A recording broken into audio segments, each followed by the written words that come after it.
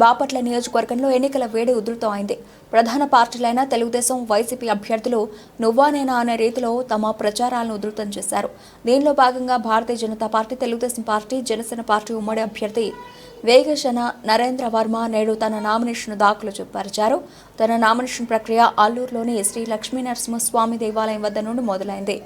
మాజీ ఎమ్మెల్సీ అనం సతీష్ ప్రభాకర్, జనసేన పార్టీ నేత శివనారాయణ మరియు తెలుగుదేశం పార్టీ నేతలు వేలాది మంది కార్యకర్తలతో కలిసి కర్లపాలెం మీదుగా బాపట్ల ఇంజనీరింగ్ కళాశాల పాత బస్టాండ్ వరకు వేలాది మంది బైకులు, ట్రాక్టర్లతో భారీ ర్యాలీ నిర్వహించారు. బాపట్ల పురవీధులన్నీ పసుపుమయం అయ్యాయి. డీజేలు, తప్పేట్ల నడుమ యువకుల ఉత్సాహం మధ్య నరేంద్ర వర్మ నామినేషన్ ప్రక్రియ కొనసాగింది. దారి పొడవునా మహిళలు విజయహారతులు, గజమాలలతో నరేంద్ర వర్మకు తమ మద్దతు తెలిపారు. అనంతరం బీజేపీ నాయకులు మాజీ ఎమ్మెల్సీ అన్నం సతీష్తో కలిసి నరేంద్ర వర్మ బాపట్ల తహసీల్దార్ కార్యాలయంలో తన నామినేషన్ దాఖలు పరిచారు. ఈ సందర్భంగా అన్నం సతీష్ మాట్లాడుతూ గత 2 సార్లు పోటీ చేసి ఓడిపోవడంతో ఈసారి ఎలాగైనా గెలవాలనే పట్టుదలతో తెలుగుదేశం పార్టీ శ్రేణులు ఉన్నారని, వారికి అండగా ఇప్పుడు జనసేన పార్టీ, బీజేపీ పార్టీ తోడయ్యాయని తెలిపారు. సేవా దృక్పథం కలిగిన నరేంద్ర వర్మ లాంటి వ్యక్తిని గెలిపించాలని పిలుపునిచ్చారు. మిత్రపక్షాలైనటువంటి జనసేన, భారతీయ జనతా పార్టీ బలపరిచినటువంటి తెలుగుదేశం పార్టీ అభ్యర్థి నరేంద్ర వర్మ గారు ఈవేళ బాపట్ల నియోజకవర్గ ప్రజలందరి యొక్క ఆశీస్సులతో అంగరంగ వైభవంగా ఈ రోజున నామినేషన్ దాఖలు చేయడం జరిగింది. ఈరోజు నామినేషన్ వేసినటువంటి విధానం మీరు ఒక్కసారి గమనిస్తే గతంలో 2014లో 2019లో మేము ఏదైతే మంచి సాంప్రదాయం అల్లూరు లక్ష్మీ నరసింహస్వామి వారి ఆశీస్సులు తీసుకోవడం, అక్కడి నుంచి దాదాపు సుదీర్ఘంగా 25 కిలోమీటర్ల పైచిలుకు ఒక మహా ర్యాలీ లాగా తీసుకొని ఈ రోజున బాపట్ల రిటర్నింగ్ ఆఫీసర్ గారికి నామినేషన్ దాఖలు చేయడం జరిగింది. ఆయన వేసినటువంటి నామినేషన్ వేసినటువంటి ఇది ఒక 4వ సెట్ నామినేషన్ వేస్తే ఈ 4వ సెట్లో మొట్టమొదటి ప్రపోజర్గా నేనుండి నేను కలిసి వెళ్ళి మరి ఈరోజు నామినేషన్ దాఖలు చేశాను. ఈరోజు ఉదయం 7 గంటలకి అల్లూరు లక్ష్మీ నరసింహస్వామి వారి దేవస్థానం నుంచి బయలుదేరినటువంటి ఈ ర్యాలీ దారి పొడవున వేలాది మంది ప్రజలు, కార్యకర్తల, అభిమానులు ఈ రోజున మరలా తెలుగుదేశం పార్టీ ఈ నియోజకవర్గంలో గెలవాలి అనేటువంటి ఒక తాపత్రయం, ఆరాటం మరి ఇంత మంటు టెంటను కూడా లెక్క చేయకుండా ఇన్ని వేల మంది ఈ రోజున రోడ్ల మీదకి వచ్చి మరి కేరింతలు కొడుతూ డ్యాన్సులు వేస్తూ చాలా ఉత్సాహంగా, ఆనందంగా ఒక పండుగ వాతావరణంలో కార్యక్రమం జరిగింది. నాకు నేనైతే 2014, 2019 2 ఎన్నికల్లో నామినేషన్ చూశాను. మరలా ఇవాళ 2024 నామినేషన్ చూస్తాను. ఆ 2 పర్యాయాలు మాకు ఏదైతే చేదు అనుభవం ఎదురైందో దానిని మరిపిస్తూ ఈ రోజున మరలా తెలుగుదేశం పార్టీకి విజయం అవడం ద్వారా ఆ జరిగినటువంటి నష్టాన్ని ఈ రోజున ప్రజలు భర్తీ చేయబోతున్నారని మాత్రం నేను ఖచ్చితంగా చెప్పగలుగుతా ఉన్నా. ఖచ్చితంగా ప్రజల్లో ఈ రోజున తెలుగుదేశం ప్రభుత్వాన్ని మరలా ఇక్కడ ఈ రాష్ట్రంలో ఏర్పాటు చేసుకోవాలి. అదేవిధంగా బాపట్లలో 4 పర్యాయాలు మనం తెలుగుదేశం పార్టీ ఓటమి పాలయం, ఎట్లాగైనా సరే ఈసారి మనం గెలవాలి అనేటువంటి ఒక కసి అందరు కార్యకర్తలు, ఇవాళ జనసేన కార్యకర్తలు కానీ, భారతీయ జనతా పార్టీకి సంబంధించిన కార్యకర్తలు అందరూ కూడా ఇది మనకు అందరి గెలుపు, ఈ గెలుపు ఒక తెలుగుదేశం పార్టీది కాదు, మనందరి గెలుపు, మనందరం ఉమ్మడిగా కష్టపడాలి, ఎలాగైనా సరే మన ఈ నియోజకవర్గంలో తెలుగుదేశం పార్టీ ఉమ్మడి అభ్యర్థిని గెలిపించాలనేటువంటి పట్టుదల చాలా స్పష్టంగా కనపడదు. నాకైతే ఎటువంటి సందేహం లేదు. ఖచ్చితంగా జూన్ 4వ తారీఖున జరిగేటువంటి కౌంటింగ్లో బాపట్ల మొట్టమొదటిసారి 4 పర్యాయాల తర్వాత మరలా మనం గెలవబోతా ఉన్నాం.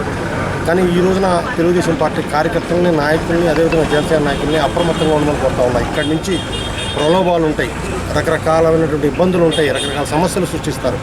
కానీ వాటన్నిటినీ తట్టుకొని నిలబడగలిగితేనే మనం అనుకున్న గెలుపు సాధ్యమవుతుంది.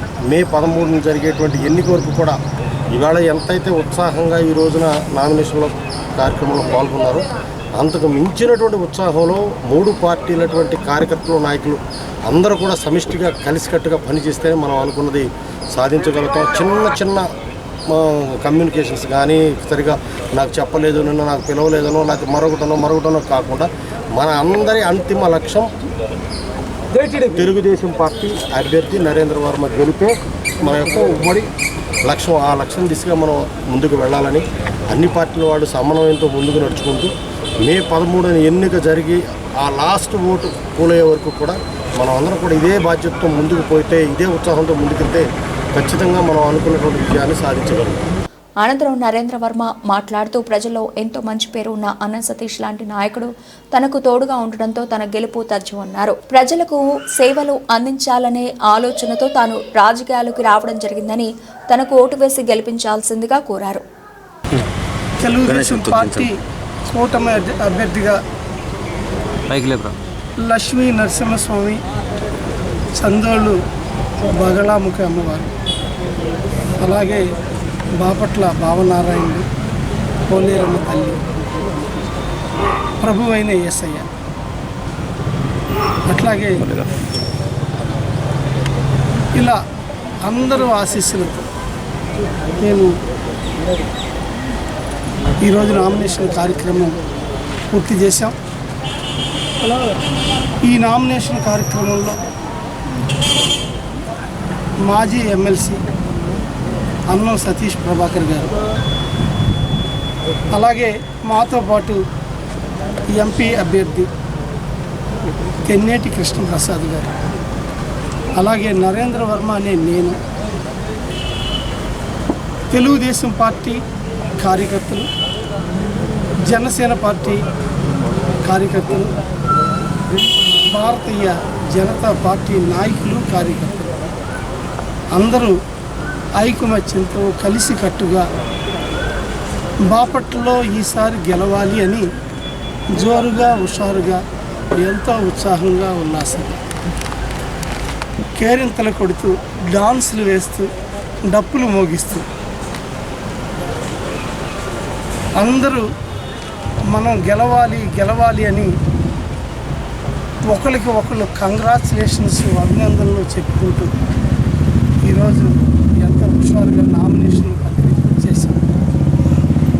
ఈ నామినేషన్ ప్రక్రియ కోసం పల్లి నుంచి వాడలా ఇంత వేడిగా ఉన్నా కూడా ఈ నామినేషన్ మహోత్సవానికి వచ్చాను. ఒక ప్రజలకి మంచి చేయాలి అనే ఒక ఆలోచన ఉంటే ఇలా వస్తారా కార్యకర్తలు అని ఈరోజు ఈ నామినేషన్ చూస్తే మాకు అనిపించింది. 2014లో సతీష్ నామినేషన్ వేసేటప్పుడు కూడా మేము రోడ్ల మీద ఇలాగే కేరింతలు కొడుతూ నామినేషన్ వేసాం.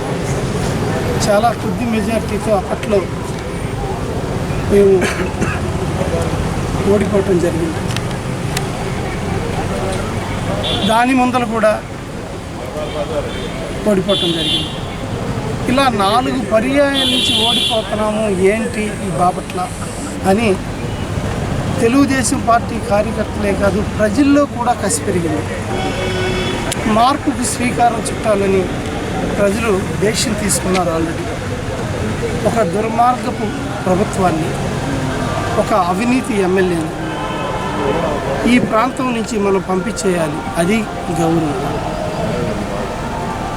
ఏం మాట్లాడతారో తెలియదు, ఎలా దోసుకుంటున్నారో తెలియదు.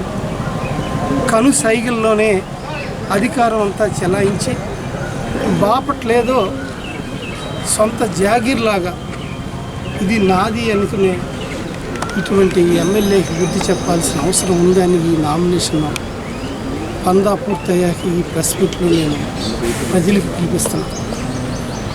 అన్నిటికి మించి జన సైనికులు, మన పవన్ కళ్యాణ్ గారి త్యాగ ఫలం, భారతీయ జనతా పార్టీ బలం,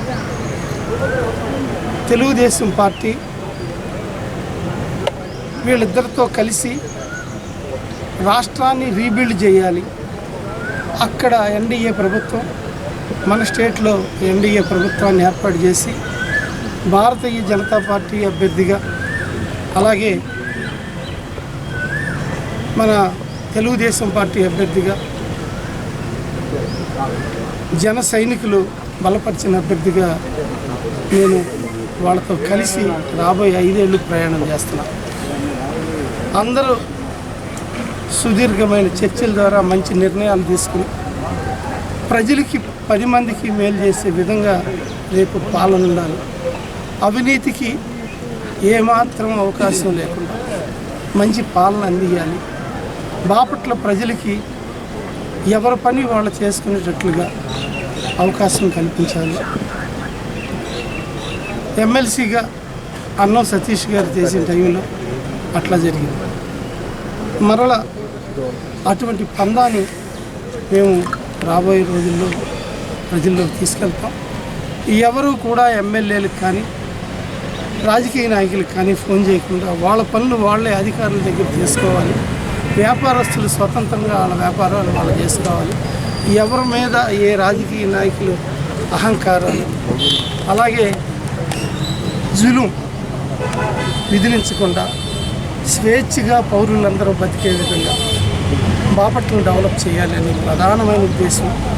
అలాగే టూరిజం డెవలప్మెంట్ కానీ, రైతులకి కాలువలు కానివ్వండి, నీరు కాలువలు కానివ్వండి, సింథటిక్ వాకింగ్ ట్రాక్స్ కానివ్వండి, గార్డెన్స్ కానివ్వండి, పబ్లిక్ సంబంధించి ఒక స్టేడియం కానివ్వండి, ఇలా ఎన్నో మనసులో ఎన్నో ఉన్నాయి చేయాలని. రాబోయే 1830 రోజులు నేను ఈ ప్రజల కోసం కష్టపడతానే సిద్ధంగా ఉన్నాను. ఆశీర్వదించండి, అవకాశం ఇవ్వండి. ఈ అవకాశం అనేది నేను పదవి అలంకారం కాదు, ఒక బాధ్యత అని. ఆ బాధ్యతతో పనిచేయటానికి నేను ముందుకు వస్తున్నాను అని, మీరు పనిస్తే పనిచేయటానికి నేను సిద్ధంగా ఉన్నాను. ఇప్పుడు దాకా సేవా కార్యక్రమాలు చేసిన నేను రాజకీయాన్ని ఒక ప్రజాసేవగా అనుకుంటూ ప్రజలు ఓట్లేస్తే కానీ ప్రజాసేవ చేయలేం. కాబట్టి ఈ ప్రజాస్వామ్యంలో రాజ్యాంగబద్ధంగా ప్రజాసేవ చేయాలంటే ప్రజలు ఓట్లేసి ఒక పని అప్పచెప్తే ఒక సేవకుల్లాగా పనిచేయటానికి నేను సిద్ధంగా ఉన్నా. ఈ ప్రాంతంలో పుట్టాము, ఈ ప్రాంతంలోనే పెరిగాం, ఈ ప్రాంతంలోనే దాన ధర్మాన్ని చేస్తాం, ఈ ప్రాంతంలోనే ఉంటున్నాం, ఈ ప్రాంతంలోనే రాజకీయాలు కూడా ప్రజాసేవ కూడా చేయడానికి సిద్ధంగా ఉన్నాం. ఇటువంటి అవకాశం కల్పించిన భారతీయ జనతా పార్టీ, జనసేన పార్టీ, ప్రత్యేకంగా తెలుగుదేశం పార్టీ, వీళ్ళ ముగ్గురికి కూడా నేను ఈ ప్రాంతానికి అవకాశం ఇచ్చినందుకు, సైకిల్ గుర్తు మీద పోటీ చేసి బీఫామ్ ఇచ్చినందుకు చంద్రబాబు నాయుడు గారిని మనస్ఫూర్తిగా ఈరోజు నేను ధన్యవాదాలు తెలియజేస్తూ, మీ ప్రజల సహకారమే నా పని అని చివరిగా తెలియజేస్తూ, అందరూ బాగుండాలి, మనందరం కలిసి ఉండాలని కోరుకుంటూ థ్యాంక్ యూ.